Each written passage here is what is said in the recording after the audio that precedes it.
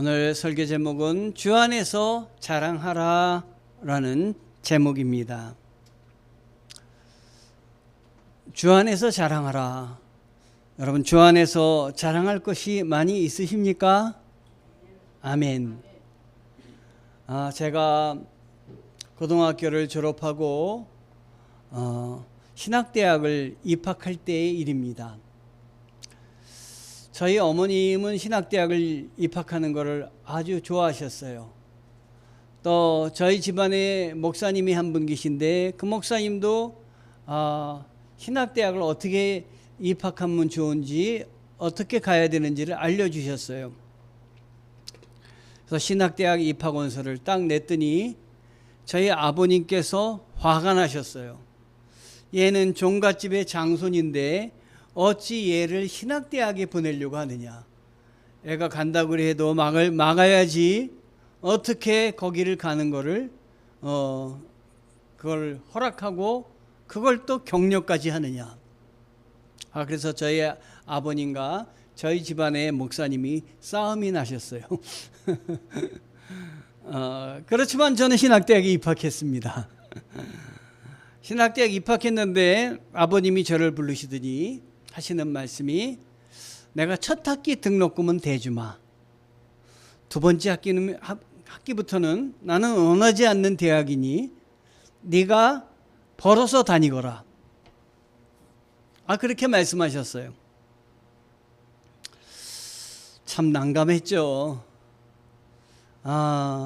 첫 번째 학기를 마쳤어요. 아버님이 저를 부르셨어요.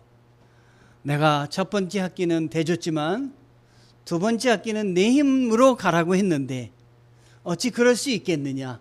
자, 두 번째 학기 학비니 이거 갖다가 등록하도록 해라. 그랬으면 얼마나 좋겠습니까?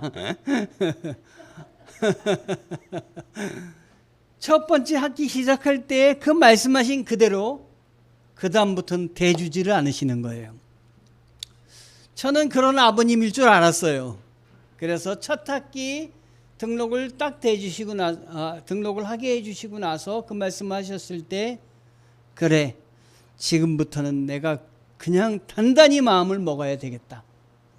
지금부터 아버지가 안 대준다고 선언하셨으니, 우리 아버지는 한번 선언하면 끝이에요. 지금 아버님이 돌아가셔서 예배를 같이 안 드리니까 이 얘기를 하는 거예요. 그전엔 이 얘기 그래도 아버지 구원을 위해서 못했어요. 그러다가 이제 하는 거예요. 그래서 뭘 했느냐? 아르바이트를 했어요. 첫 학기 딱 등록을 하고 그 다음부터 아르바이트를 했어요. 제일 부러웠던 건 공부만 하는 애들이 얼마나 부러웠는지 몰라요. 그 아르바이트를 언제까지 했느냐? 대학 졸업할 때까지 4년을 아르바이트를 해가지고 제가 학비를 대서 다녔어요. 등록금을 다 제가 댔어요. 나중에 그게 저의 자랑이 됐어요. 내가 이렇게 학비를 벌어서 내가 등록금을 대고 4년을 내가 다녔어. 그런데 돌아보니까 내 힘으로 한 게 아니더라고요. 요소요소에 하나님이 나를 돕는 사람을 돕도록 준비를 해 놓으셨더라고요. 그래서 그때 뭘 했냐면 애들 그룹지도 선생님을, 학원에 가서 그룹지도 선생님을 하면서 수학을 가르쳤어요. 명강사라 아주 이름을 떨쳤습니다. 그래가지고 대학을 졸업을 그 등록금을 벌어서 하게 되었습니다. 하나님이 나를 내가 한 힘이라고 생각했는데 하나님이 날 도우셔서 나에게 필요한 걸 채워주셨다는 걸 나중에서야 알았어요. 그땐 내 자랑만 했죠. 내가 이렇게 벌어서 다녔고 나에게 이렇게 내가 힘을 내서 다녔다, 이렇게 생각을 했던 거예요. 저희 아버님은 왜 저를 신학대학을 가는 걸 반대하셨느냐. 저희 아버님 생각과 하나님을 믿는 저의 생각이 달랐어요. 저희 아버님의 생각은 세상 생각이었어요. 세상 생각은 자기 자랑이에요. 세상 생각은 부로 충만한 거예요. 물질로 충만한 게 세상 생각이에요. 그래서 물질의 자랑도 하고 이생의 자랑도 하고 사람들에게 나 이만큼 했어. 우리 아들 이만한 사람이야. 라는 것을 아마 자랑하고 싶으셨을 거예요. 그래서 우리 아버님이 고등학교 때 저한테 뭐라고 얘기를 하시냐면, 야, 내가 네 등록금 전부 준비를 했어. 네가 의과대학만 간다면 너를 등록금을 다 대줄 분들을 내가 준비해놨어. 다 대주신대. 너는 그러니까 공부만 해. 아버님의 생각과 달랐어요. 아버님은 타인의 인정과 관심을 내가 다른 사람들에게 그런 사람이 되기를 원했던 거예요. 그러나 나는 이 생에 자기 자랑보다는 내가 뭘 하고 싶었냐면 하나님 나라, 하나님 자랑을 하고 싶었어요. 하나님의 백성이 되고 싶었어요. 하나님이 여기까지 이끄실 줄 몰랐지만 일단 그래도 나는 하나님의 사람으로서 충성을 다하고 싶었어요. 고린도전서 1장 31절에 자랑하는 자는 주 안에서 자랑하라, 이렇게 말씀하고 있습니다. 개역 성경이고요. 새번역 성경으로 읽어보니까 누구든지 자랑하려거든 주님을 자랑하라, 주 안에서 자랑하라, 이거를 주님을 자랑하라 라고 새번역은 번역을 했더라고요. 그러니까 나의 모든 삶의 궁극적인 목적은 누구를 자랑하는 것으로 이어져야 되냐면 주님을 자랑하는 것으로 이어져야 된다. 사업을 잘해서 사업이 잘 될 때에도 내가 이렇게 잘 돼서 내가 이렇게 노력해서 잘하게 되었어, 이게 다 내 힘이야, 이렇게 자랑하지 말고 하나님이 나를 도와주셔서 이렇게 이만큼 섰습니다, 나는 하나님을 자랑합니다, 이렇게 바꿔야 되겠어요. 여러분, 이런 마음으로 하나님을 높이시는 분을 하나님은 더욱더 축복하시고 함께하여 주십니다. 그런데 요즘 어떻습니까? 요즘은 자기 PR의 시대라 그러죠. 자기 자랑의 시대입니다. 나를 높이고 싶고 나를 더 사람들에게 알리고 싶습니다. 그리고 타인의 인정과 관심을 갈망하는 시대입니다. 타인의 다른 사람의 존경과 관심을 얻고자 하는 마음이 모든 사람들입니다. 그런데 이게 배경에 보면 또 이런 마음도 있습니다. 다른 사람들과의 높고자 하는 마음이 있는데 높지 않을 때의 열등감, 그리고 경쟁 시대에 뒤처지고 싶지 않은 마음, 관종이라고 해가지고 요즘 다른 사람들에게 관심을 드러내고 싶은 마음, 또 나의 가진 것 이상으로 나를 더 부풀려서 허세를 부리고 싶은 마음, 이런 모든 것들이 우리 안에 있지요.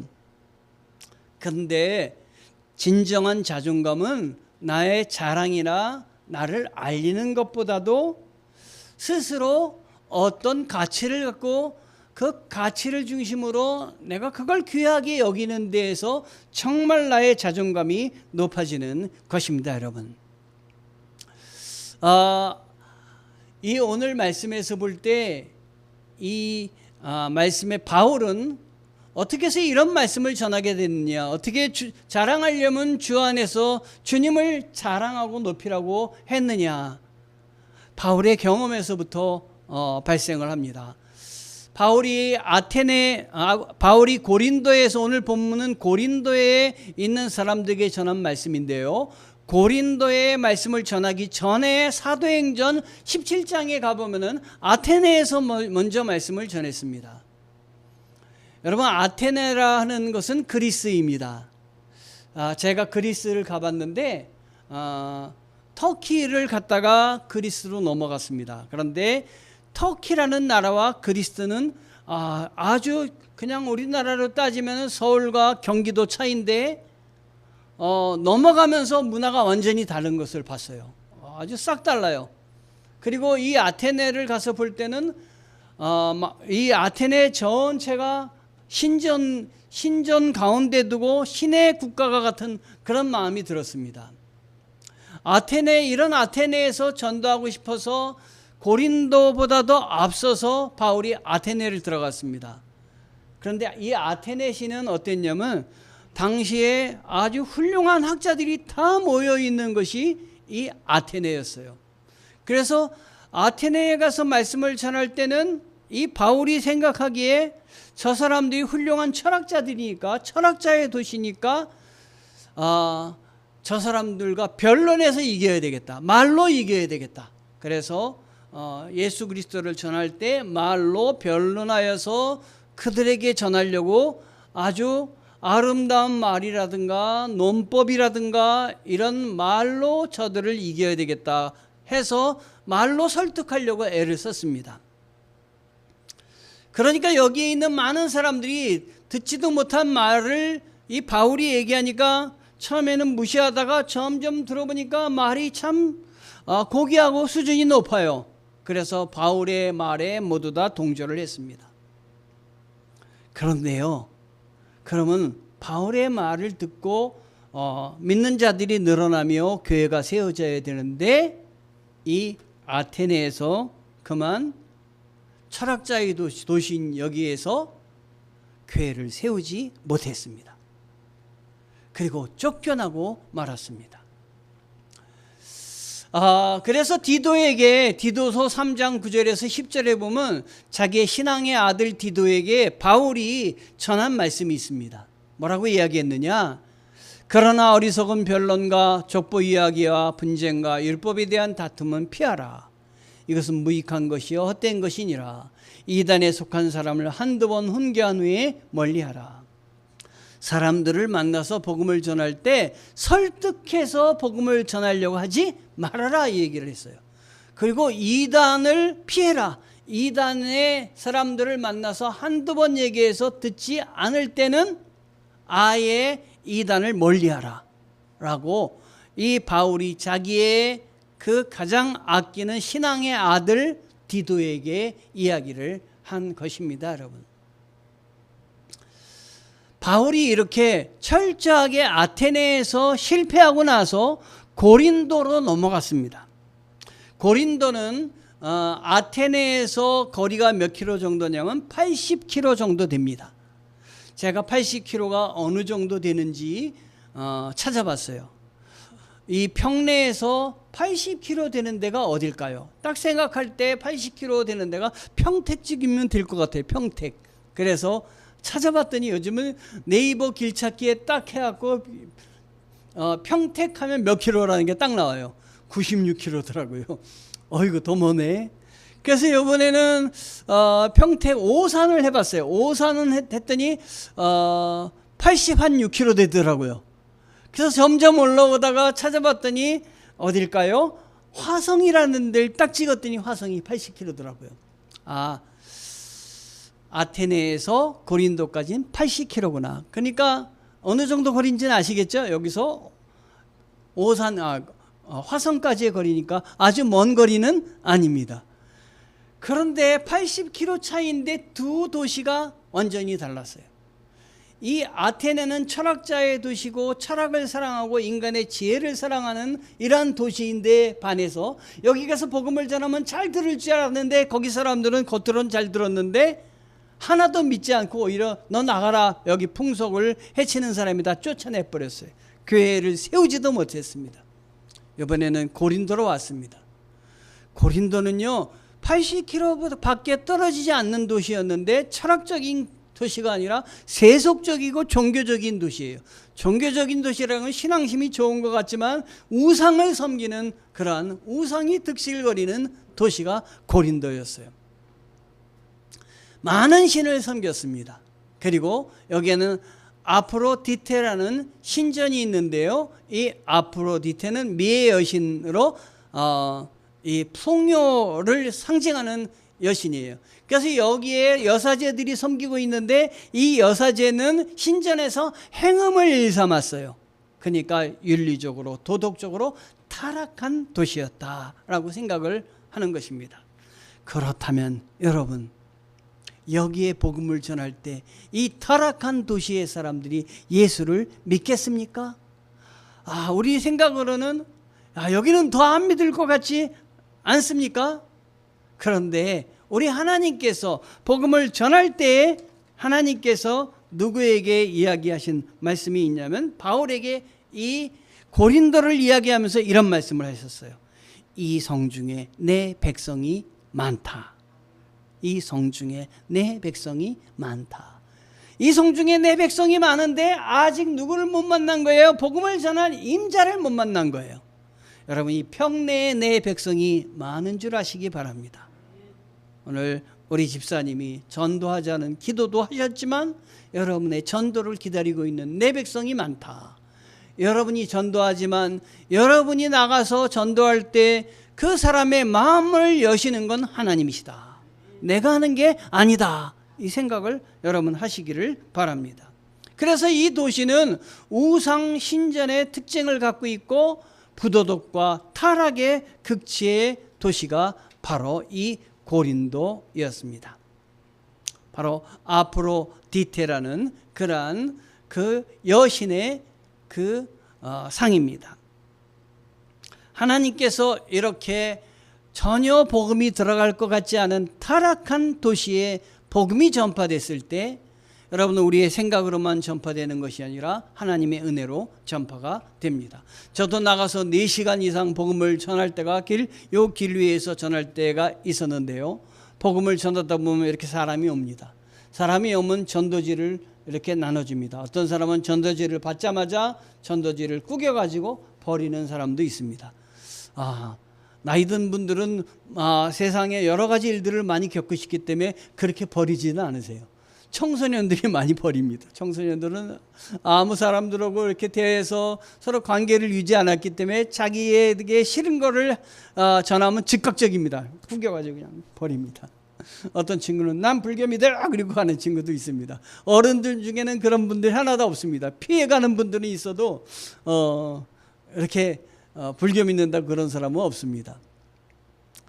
그런데 이렇게 제가 복음을 전할 때 이렇게 사람이 오면 어떤 때 제가 안 주는 사람도 있습니다. 저 사람은 받을 것 같지 않은 사람이 있습니다. 그래서 제가 안 줍니다. 그런데 그런 분들 중에 나는 왜 안 주냐고 받아간 사람도 있습니다. 그러니까 여러분, 이렇게 겉모습을 보고 전도하시면 안 됩니다. 하나님이 어떤 사람에게 복음을 주실지는 알 수 없는 것입니다. 나도 주시는데, 나도 허락하여 주셔서 복음을 알게 해주셨는데, 사람을 여러분 구별하지 마시고 사람을 차별하지 마시기 바랍니다. 오늘 말씀에 그 말씀이 있지 않습니까? 하나님과 사람의 차이는 관심의 차이입니다. 사람은 부와 돈과 명예와 이런 것에 관심을 많이 갖지만 하나님은 가난한 자, 외로운 자, 낙심한 자, 슬픈 자, 그리고 힘이 없는 자, 이런 사람을 붙잡아서 세워주시기를 원하시는 분이 우리 하나님이십니다. 그래서 고린도전서 1장 26절에 이런 말씀이 있습니다. 우리 다 같이 한번 읽어보겠습니다. 형제들아, 너희를 부르심을 보라. 육체를 따라 지혜로운 자가 많지 아니하며 능한 자가 많지 아니하며 문벌 좋은 자가 많지 아니하도다. 아멘. 아멘. 하나님과 인간의 관심사는 나뉘어집니다. 사람은 조건과 이익을 고려해서 사람을 사귑니다. 나에게 이익이 안 된다면 그 사람 만나지 않습니다. 저희 어머니께서 학교 다닐 때 야, 친구는 이러이러한 사람 사귀라 라고 이야기합니다. 그 중에 1번 첫 번째가 공부 잘하는 사람 사귀라 이렇게 얘기하셨어요. 그래서 친구를 사귀면 집에 한번 데리고 오게 하셨어요. 그래서 집에 딱 데리고 오면 쟤는 사귀어도 되겠다 이렇게 얘기를 하셔요. 어떤 때 쟤는 사귀지 말아라 이렇게 얘기하세요. 여러분, 사람을 보고 어떻게 우리 부모님은 저렇게 엄마는 잘하실까 이런 생각을 했는데 어머님이 판단이 맞은 적도 있고 어머님의 판단이 틀린 적도 있어요. 그런데 저는 아이들한테 데리고 와봐라. 그래서 어머니처럼 쟤는 돼, 쟤는 안 돼 이렇게 얘기 안 했어요. 그리고 친구를 사귄다면 뒤에서 기도해 주었습니다. 그리고 믿음으로 잘 선택해서 사귀라 이렇게 이야기를 했습니다.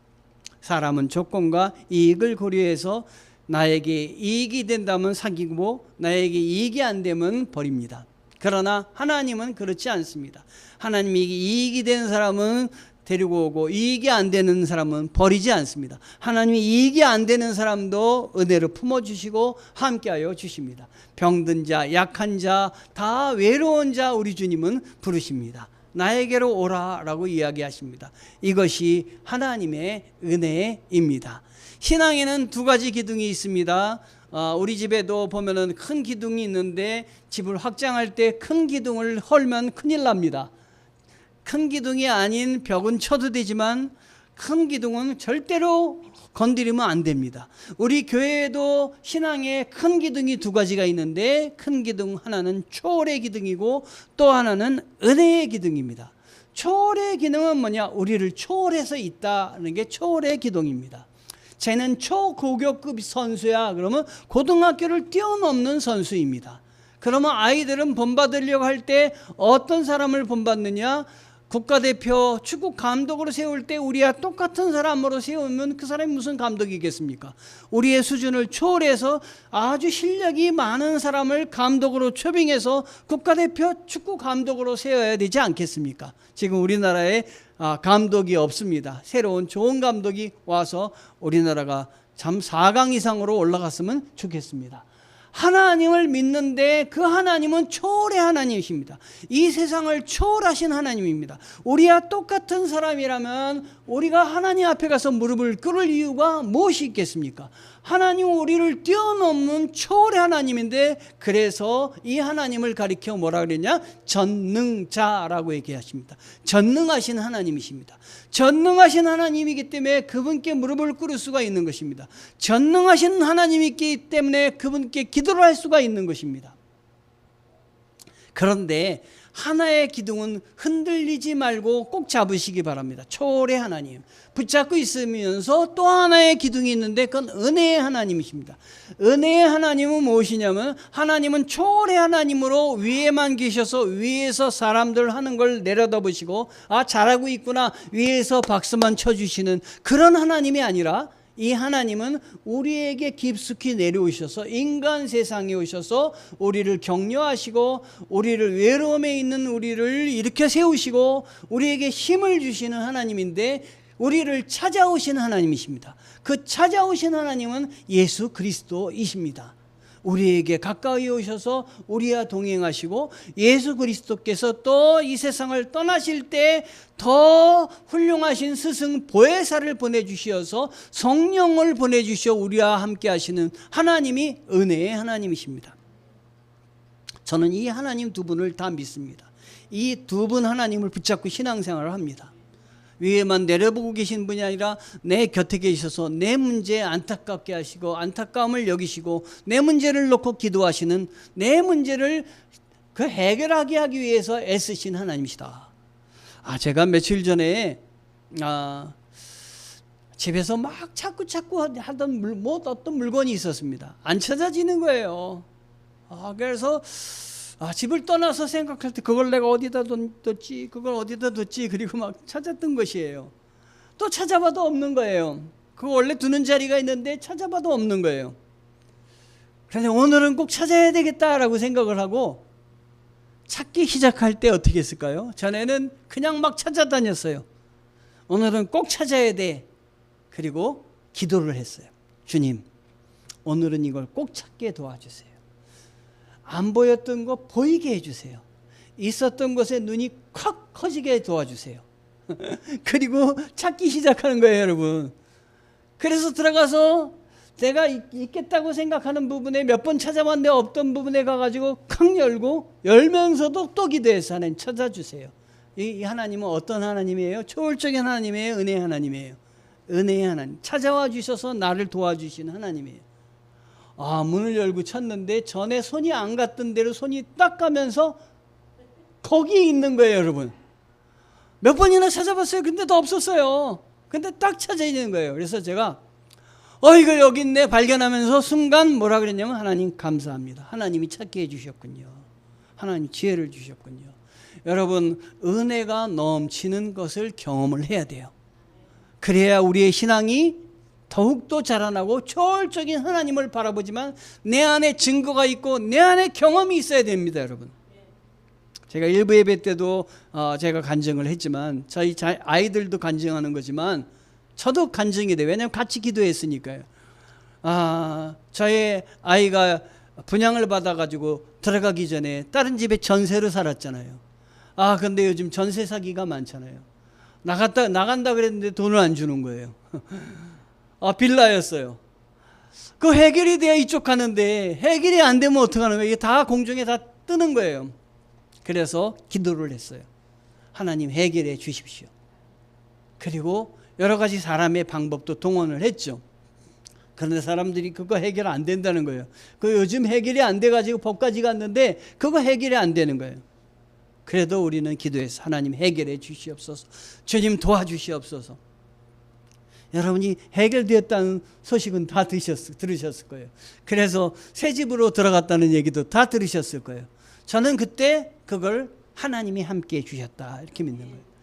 하나님이 우리 가운데 이런 것들을 하나하나 해결해 주는 걸 내가 경험할 때 은혜의 토대 위에 내 신앙을 쌓는 거예요. 이런 경험을 자꾸 해야 하나님께 기도하는 거예요. 이런 경험을 하지 않으면 신앙의 깊은 맛을 모르는 거예요. 기도 없이 살아가는 거예요, 여러분. 기도하시길 바랍니다. 기도하시면 하나님이 선한 길을 이끌어 주시는 거예요. 제가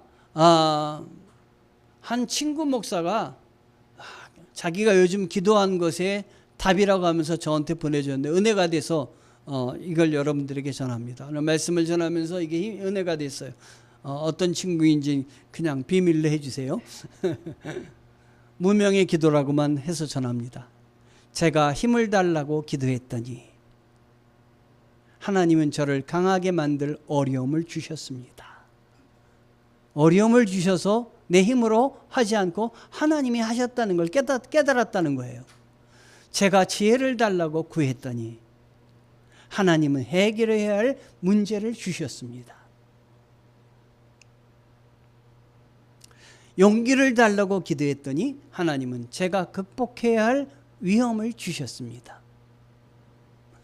제가 사랑을 구했더니 하나님은 도움을 필요로 하는 사람을 보내주셨습니다. 제 기도들은 응답 받았습니다. 여러분, 여러분의 방법으로 되지 않을 때 감사하세요.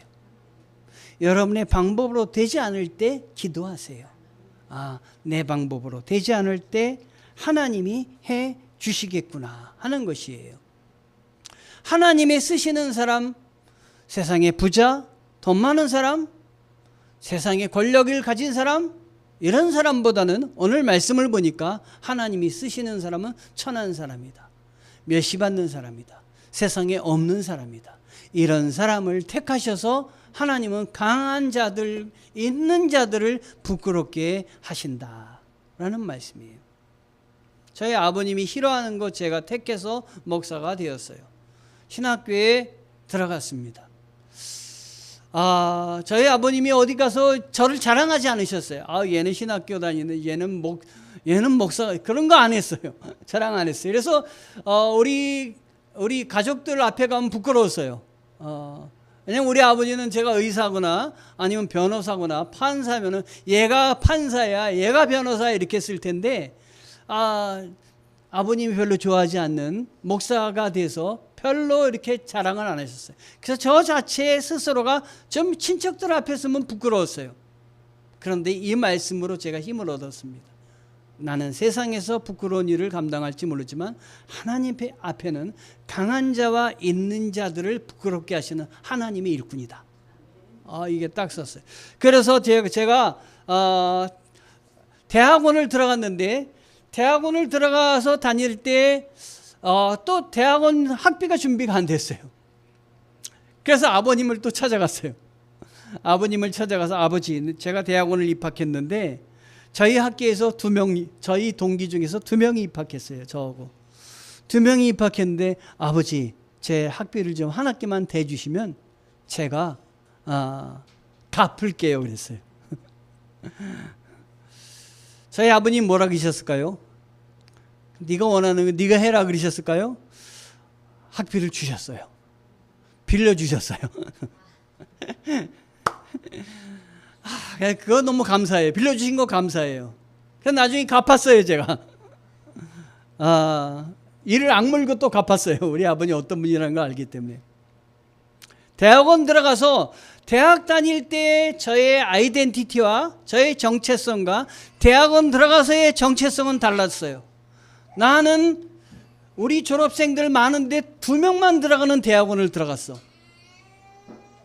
이 대학원은 우리 신학교 출신만 들어가는 게 아니라 모든 대학의 학생들이 다 오는데 거긴 서울대학 학생도 있었어요. 서울대학을 졸업한 학생도 있었어요. 뭐 한두 명이 아니었어요. 제가 공부해서 1등을 했어요. 최고 우등상을 받았어요. 하나님은 나 같은 천한 사람, 세상에서 멸시받는 사람, 나 같은 없는 사람을 택하셔서 강한 자들을 위해 세우셔서 복음의 일꾼으로 세우시려고 나를 세우신다라는 생각을 내가 꽉 갖게 됐어요. 여기서 저는 이런 고백을 합니다. 나는 할 수 없지만 하나님은 할 수 있습니다. 여러분, 우리가 살다 보면 앞뒤가 꽉 막혀 있는 때가 있습니다. 그 시간은 하나님의 시간이에요. 앞뒤가 꽉 막혀 있는 시간은 앞으로 갈 수도 없고 뒤로도 갈 수도 없고 고난의 기간이며 낙심의 기간이며 나락으로 떨어지는 기간이에요. 추락하는 것은 날개도 없다라는 책도 있어요. 추락할 땐 날개도 없죠. 그냥 떨어지죠. 그런데 그 시간은 떨어지는 시간이 아니라 우리 기독교인들에게는 하나님을 만나는 시간이에요. 하나님께 기도하는 시간이에요. 여러분 그렇게 바꿔보세요. 내가 꽉 막혀 있을 때, 내가 안 될 때 포기하지 마시고 하나님 이렇게 하세요. 지금부터는 하나님이 역사하여 주시옵소서. 하나님이 하나님이심을 알게 도와주시옵소서. 내가 기도할 때 하늘을 열고 나와 동행하신 하나님, 초월적인 하나님, 예수님이 이 땅에 찾아오셔서 임재하시고 은혜의 하나님 찾아오셔서 나의 문제를 해결하여 주시옵소서. 그렇게 기도하시길 바랍니다. 그러면 어떤 말씀이 딱 붙잡히냐면 지금 이 말씀이에요. 고린도전서 1장 18절 말씀입니다. 우리 다 같이 한번 읽어봅니다. 십자가의 도가 멸망하는 자들에게는 미련한 것이요 구원을 받는 우리에게는 하나님의 능력이라.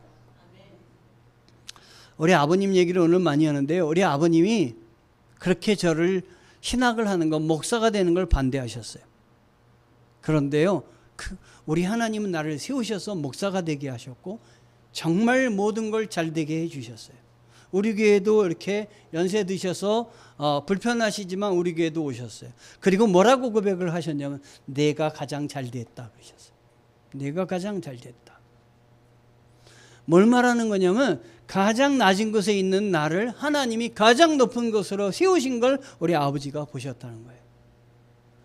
십자가는 멸망을 당하는 자들에게는 미련한 거예요. 그래서 왜 그걸 짓느냐, 왜 목사가 되려고 하느냐, 왜 그 길로 가려고 하느냐, 나하고 같이 관광에서 하지. 우리 아버님이 관광에서 하자 그러셨어요.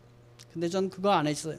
하나님을 붙잡았습니다. 그랬더니 하나님께서 나에게 능력을 주셔서 오늘 이 자리까지 오게 해주셨습니다. 내가 뭐 됐다는 게 아니라 내 마음이 평안하고 내 마음에 복음을 전하고 하나님의 사람으로 쓰임받고 있다는 거에 대해서 얼마나 감사한지 몰라요.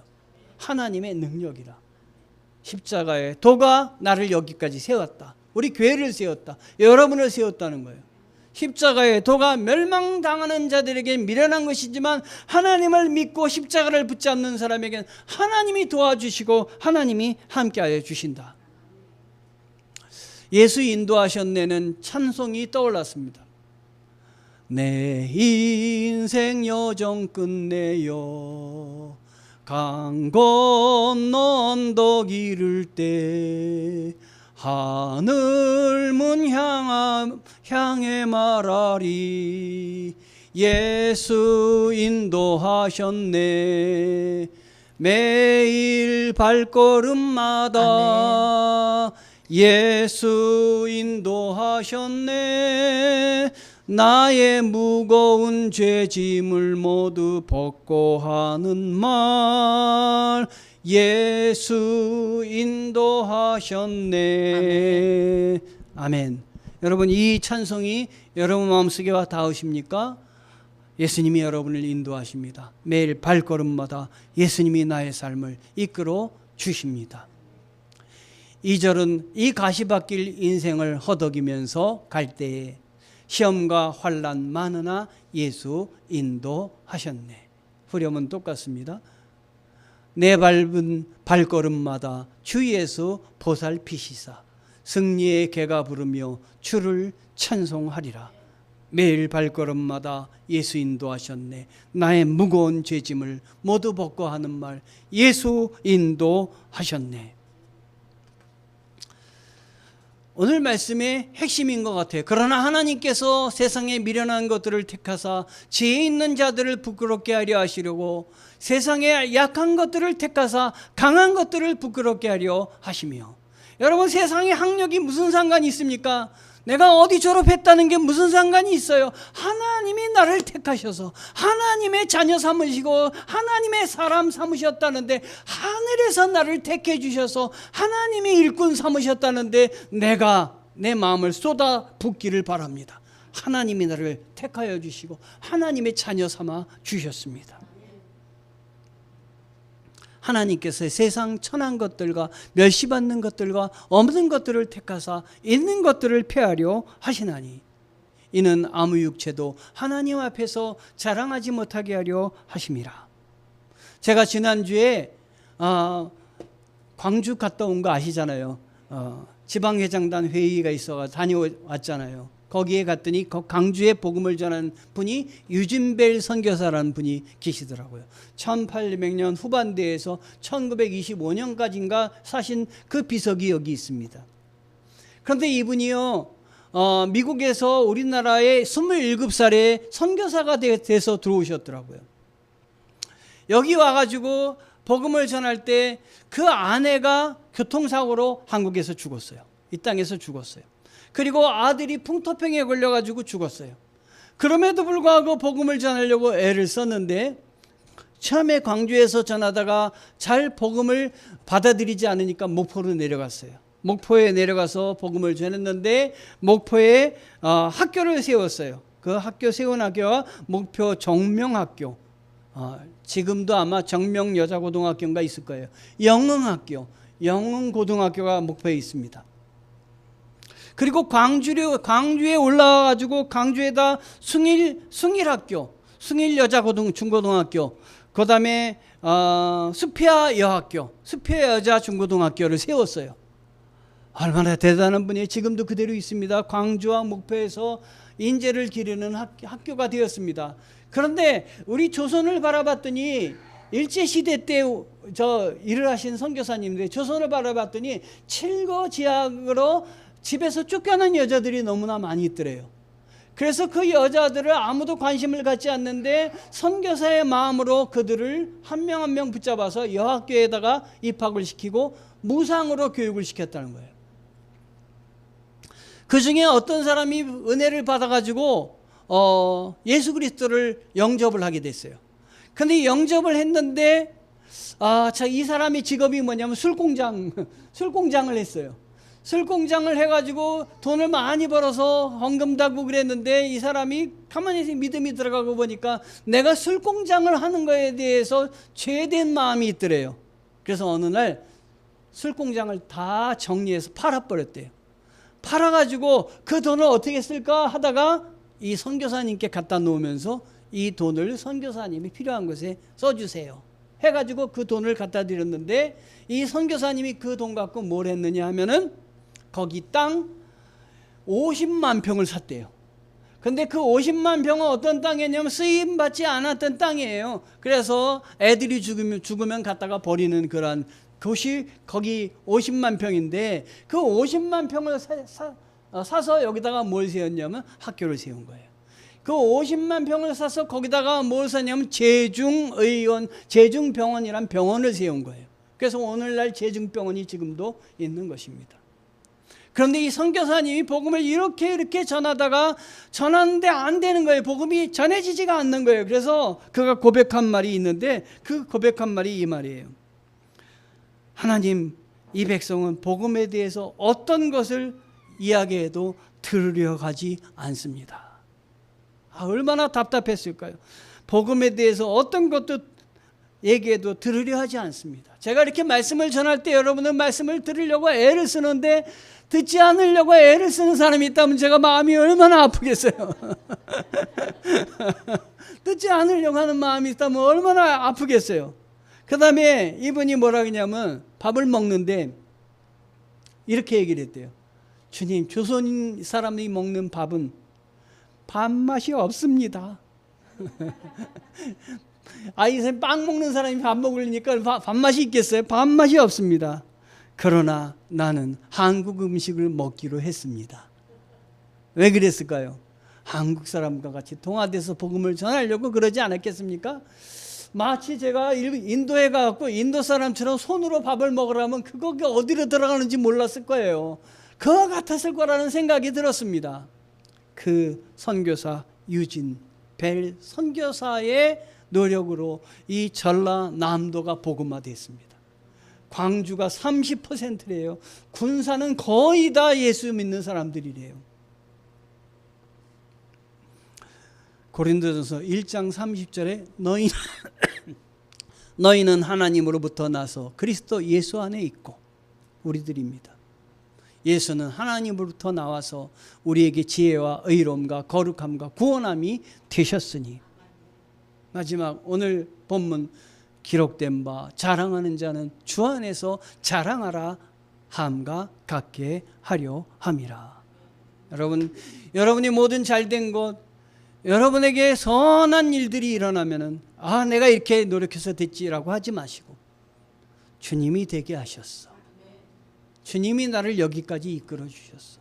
주님이 되게 하실 거야. 이렇게 고백하시면서 주님을 자랑하는 여러분 되시기를 주님의 이름으로 축원합니다. 주님 감사합니다. 나를 이만큼 세워주시고 높이 세워주신 하나님 아버지 은혜에 감사합니다. 하나님을 더욱더 높이 여기게 하시고 주님 자랑하는 저희들 되게 축복하여 주옵소서. 예수님 이름으로 기도합니다.